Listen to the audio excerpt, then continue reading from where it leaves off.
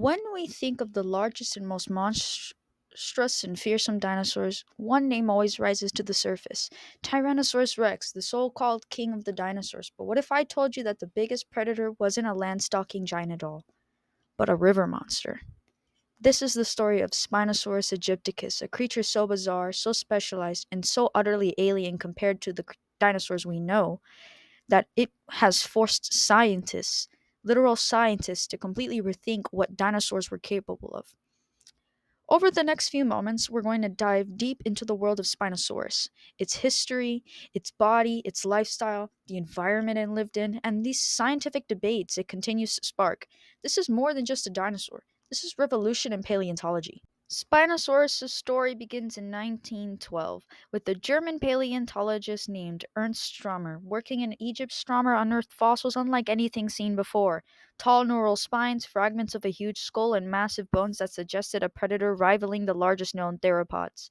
He named it Spinosaurus aegyptiacus, the Egyptian spine lizard. But Stromer could never have guessed what would happen next. In 1944, during the Second World War, Munich was bombed. The fossils Stromer had carefully stored at the museum were completely destroyed, gone. For decades, Spinosaurus was a phantom, a dinosaur that existed only in Stromer's sketches and notes. It became one of paleontology's greatest mysteries. What did it look like? What role did it play? Some guessed it was a T Rex like giant with a sail. Others thought it was more like a strange Allosaurus, but without bones, no one could say for sure. Then, almost like something out of an adventure movie, the story came back to life. In 2008, a paleontologist by the name of Nazar Ibrahim was led by a local fossil hunter in Morocco to strange bones. Over years of research, those bones revealed a shocking truth. Spinosaurus wasn't just a land predator, it was something completely new. In 2014, Ibrahim's team announced to the world Spinosaurus was a semi aquatic dinosaur, and in 2020, with the discovery of its paddle shaped tail, that theory was confirmed. After 70 years as a ghost, Spinosaurus had risen from the riverbeds of the Sahara. Let's start with its size. At nearly 18 meters long, that's almost 60 feet. Spinosaurus was longer than a T Rex, weighing over 20 tons. It wasn't just long, it was massive. This was the largest predatory dinosaur known, and one of the largest carnivores to ever walk the earth.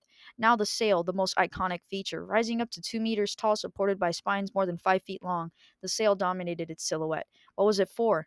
Theories include thermal regulation, essentially a heat radiator, or display like a billboard across the floodplain to warn rivals or attract mates. Some have even suggested fat storage, like the hump of a camel. Whatever the case, this was one of the most spectacular structures ever evolved by a predator, in my opinion. Then there's the skull, 6 feet long, narrow, and crocodile like. Instead of serrated blades like a T Rex, its jaws were packed with over 60 conical teeth, perfect for gripping slippery prey. Its snout was dotted with pressure sensors like a crocodile's, detecting ripples from fish. This was a predator built for precision, not bone crushing force. And we can't ignore the tail. Discovered only recently, it changed everything. Unlike the stiff tails of other theropods, Spinosaurus had a long, flexible paddle shaped tail. Laboratory tests and computer models showed it could generate powerful thrusts underwater, almost like a giant crocodile or a newt. This was its engine for swimming. Add to this, you know what? It had shorter legs than other theropods, possibly webbed feet, dense bones that reduced buoyancy. Taken together, this picture is clear. Spinosaurus was not a land stalker. It was a river hunter, guys. Alrighty, so we're going to take a short break here. Think about what we've covered so far. A dinosaur discovered over a century ago, destroyed in a war, then brought back to life by modern science. Basically, it's already a story, a mystery, a tragedy, and a rediscovery. And yet, we've only just begun to uncover what made Spinosaurus so extraordinary. When we come back, we'll dive into its hunting style, its dangerous ecosystem, and the scientific controversies that make it one of the most debated dinosaurs of all time. Stay tuned.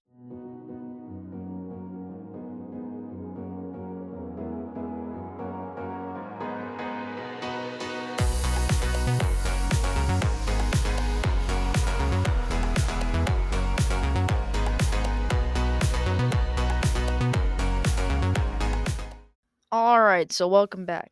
So, what did the Spinosaurus eat?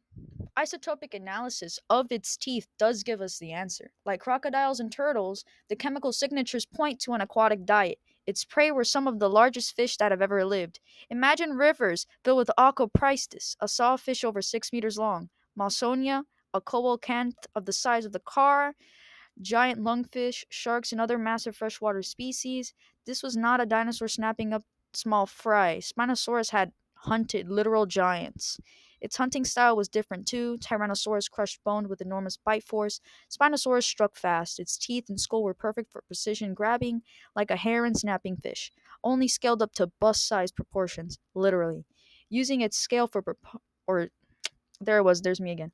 Using its tail for propulsion, it could lunge through the water, snatch prey, and retreat. It was a specialist, the ultimate fish hunter of the Cretaceous. So, to understand Spinosaurus, you need to understand its home.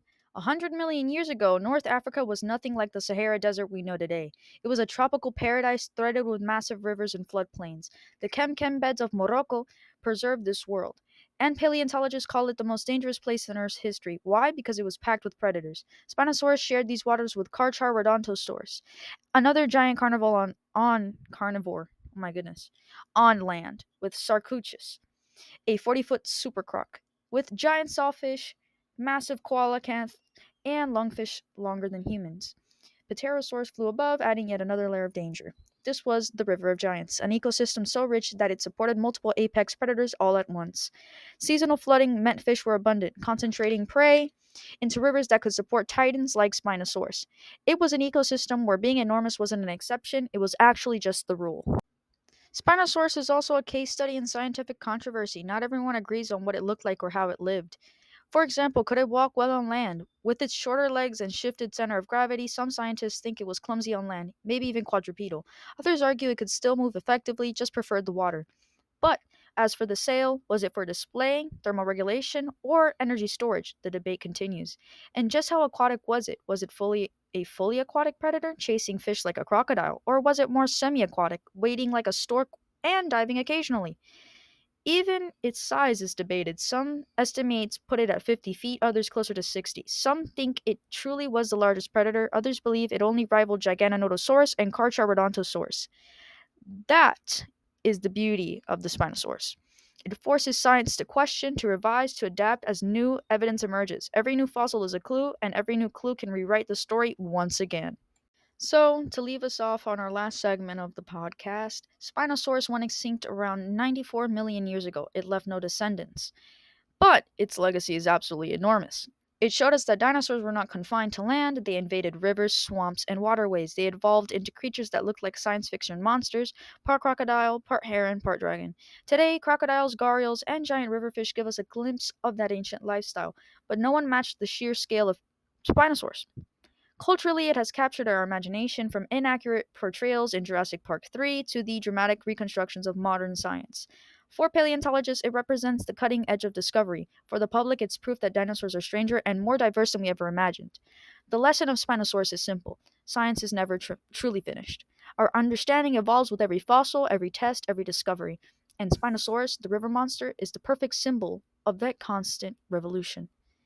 And for our closing statement, Spinosaurus is more than just a dinosaur. It's actually just a story of mystery, of loss, of rediscovery. From Stromer's tragic fossils destroyed in a war to Ibrahim's desert hunts in Morocco, to the labs and computer simulations that proved a dinosaur could conquer water.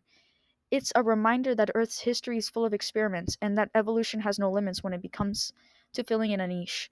The king of the land may have been Tyrannosaurus, but the true monster of the rivers, one that rewrote dinosaur history, was Spinosaurus. By the way, just to add as a final statement, thanks for watching, guys. Like and subscribe for any more content. Leave in the comments 100%, totally. Leave me something so I can write and talk about a new dinosaur. I love when you guys send me recommendations and stuff. So thank you, truly.